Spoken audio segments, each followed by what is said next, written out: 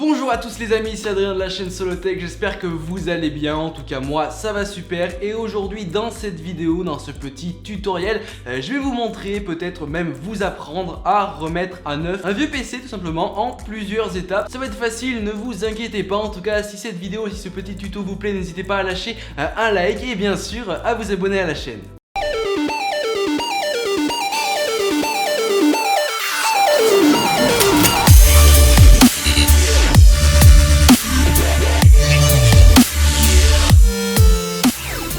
On démarre ce tutoriel. Donc pour l'exemple je vais utiliser ce vieux PC portable de chez MSI. Donc voilà, c'est il me semble le MSI 600X. Donc c'est un vieux PC portable avec un petit Intel Pentium et une Radeon HD 4330. Enfin bref voilà, c'est un PC portable qui a quand même vécu, qui a fait son temps. Donc aujourd'hui dans cette vidéo je vais vous montrer comment le remettre à neuf pour lui donner une seconde jeunesse. Donc pour ça on va suivre trois étapes. Donc une première étape, nettoyage complet du PC. Une seconde étape, formatage et réinstallation complet de l'OS du PC. Et enfin une petite étape de configuration avec l'installation de divers logiciels. Donc c'est parti, on démarre la première étape, le nettoyage complet du PC. Donc pour ce faire, moi personnellement je vais commencer par nettoyer les composants internes du PC. Donc à ce moment là je retourne mon PC, j'enlève dans un premier temps la batterie, si elle s'enlève, je sais pas pour vous comment ça se passe, mais en tout cas moi elle s'enlève. Bien sûr vous pouvez y passer un petit coup dessus, vous prenez un petit sopalin, vous les poussez, vous pouvez prendre aussi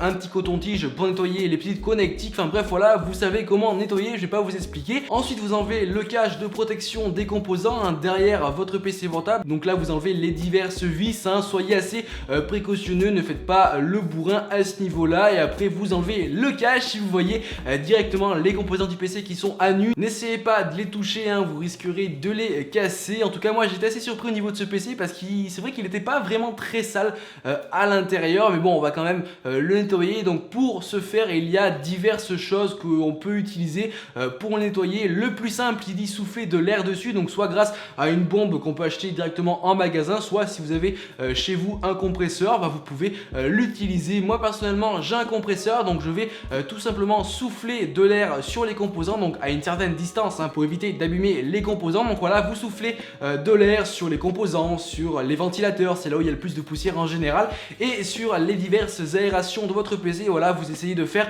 le maximum pour que le maximum de poussière puisse s'en aller. Et pour finir, pour compléter le nettoyage des composants, vous pouvez utiliser un petit coton-tige et tout simplement le passer précautionneusement, bien sûr, ne soyez pas bourrin. Voilà, sur les composants vous le passez doucement, tranquillement pour enlever le restant de poussière. Donc voilà, pour finir vous passez un autre coup de compresseur, vous nettoyez, vous refermez, vous remettez la batterie. Donc faites attention de ne pas perdre les vis pour tout simplement pouvoir refermer le cache extérieur. Donc ensuite pour nettoyer le reste, je vous conseille, moi personnellement c'est ce que j'utilise, vous prenez un sopalin et vous prenez un petit pchit d'eau, je sais pas trop comment ça s'appelle, et vous légèrement humidifiez votre sopalin, donc juste humidifier, pas tremper, et vous passez comme ça sur le derrière de votre PC. Ça enlève la poussière, ça enlève les crasses et ça fonctionne très bien. Maintenant vous retournez votre PC, vous faites pareil sur la face avant, un petit sopalin humidifié, vous nettoyez. Vous pouvez faire aussi la même chose sur l'écran avec un sopalin légèrement humidifié, et puis ensuite vous séchez le tout avec un sopalin sec. Et la même chose pour le reste du PC. Vous pouvez aussi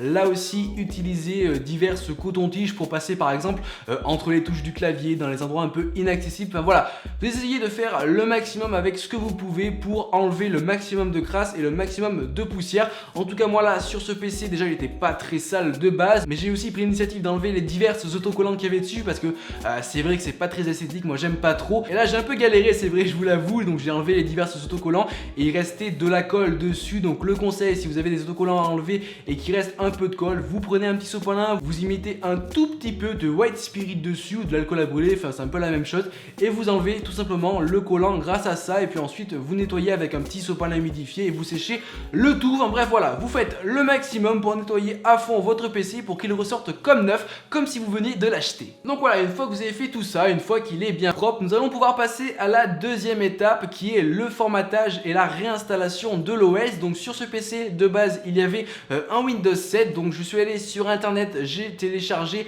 un ISO Windows 7. Donc je vous dirai pas dans ce tutoriel comment je l'ai téléchargé, c'est pas le but de ce tutoriel, mais bon, vous pourrez le trouver facilement sur internet, hein, je vous laisse chercher, je vous fais confiance. Donc voilà, cet ISO Windows 7 j'ai tout simplement mis sur une clé bootable, c'est à dire que le PC pourra se lancer directement sur la clé, c'est ce qu'on appelle une clé bootable. Ensuite vous branchez votre petite clé USB bootable directement sur votre PC portable, et là à ce moment là vous l'allumez, et dès qu'il vient juste de s'allumer, dès que votre carte mère a pris le relais, vous rentrez dans le menu de boot de votre PC, donc le menu où vous allez voir tous les divers disques durs ou périphériques qui peuvent être lancés pour démarrer votre ordinateur, et là vous choisissez bien sûr votre clé USB bootable pour que votre PC se lance directement dessus et du coup se lance directement sur le programme d'installation de votre Windows. Et là les amis, bon, rien de plus simple, hein, vous suivez les diverses instructions du programme d'installation. Donc si vous y connaissez pas trop dans ça, lisez bien ce qui est écrit avant de cliquer tout simplement sur suivant, mais en général les programmes d'installation sont quand même assez simples à suivre, donc je pense que vous n'aurez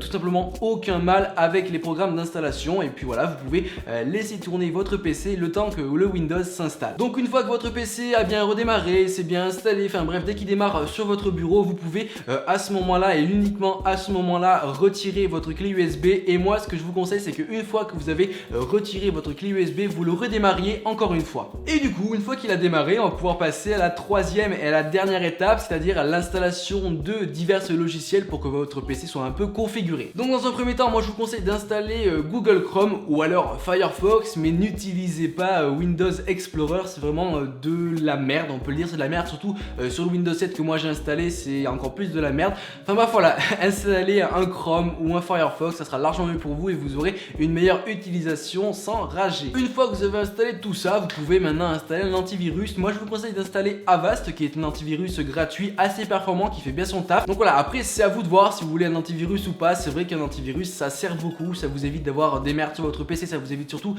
d'avoir divers virus assez chiants qui peuvent vous pourrir la vie. Donc voilà, moi j'ai installé sur ce PC là Avast, qui est un antivirus facile à installer et surtout qui fait son taf. Et pour finir, pour compléter l'installation du PC, j'ai choisi d'installer le logiciel CC Cleaner. Je pense que tout le monde le connaît, c'est un logiciel qui va vous permettre de réparer, de mettre à niveau, d'enlever un peu les petites merdes de votre PC au niveau du registre, au niveau du cache, enfin bref, c'est un logiciel qui est assez performant pour un peu remettre à zéro, pour un peu nettoyer votre PC. Donc je vous conseille fortement de l'installer. C'est un logiciel que j'utilise depuis plusieurs années et qui m'a jamais déçu, qui marche très bien. Donc voilà, du coup à ce moment là votre PC est prêt, il a été nettoyé, réinstallé, reconfiguré, il est quasiment tout neuf, hein. Bon, c'est vrai que ça vaudra pas un PC dernière génération, il ramera un peu je pense, hein, ça dépend à la date de votre PC, mais voilà, si vous n'avez pas les moyens d'acheter un PC neuf, un PC performant, vous avez cette option là. En suivant mon tutoriel, en suivant ma vidéo, vous pourrez sans trop de problèmes remettre à neuf un vieux PC portable. Donc voilà, j'espère que ce tutoriel vous aura plu, j'espère que ça vous aura peut-être appris des choses que vous ne connaisseriez peut-être pas. Si vous avez encore des questions, n'hésitez pas à me les poser sur les réseaux sociaux, je me ferai un plaisir de vous répondre. Si ce tuto vous a plu, n'hésitez pas à lâcher un petit like pour tout simplement soutenir mon travail, et bien sûr à vous abonner à la chaîne. Moi je vous dis à plus dans une prochaine vidéo. Allez, ciao tout le monde.